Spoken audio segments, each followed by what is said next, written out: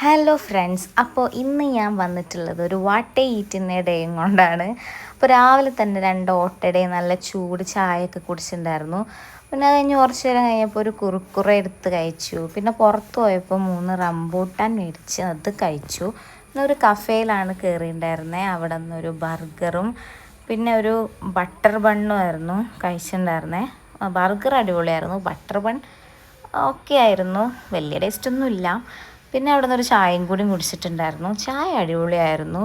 അങ്ങനെ അതൊക്കെ കഴിഞ്ഞ് ഉച്ചയ്ക്ക് ഒരു 1:30 ആയപ്പം മധൂത്ത് കഴിക്കാൻ വേണ്ടി പോയി. ഇതിൻ്റെ വീഡിയോ ഞാൻ മുന്നേ ഇട്ടിട്ടുണ്ട്, ഇത് പിന്നെ പറയേണ്ട ആവശ്യമില്ല, അടിപൊളിയായിരുന്നു. ഇതിപ്പോൾ എഡിറ്റ് ചെയ്യുമ്പോഴും കാണുമ്പോൾ ഭയങ്കര കൊതിയാവുകയാണ് കഴിക്കാൻ വേണ്ടിയിട്ട്. നല്ല അടിപൊളി സാധനമായിരുന്നു.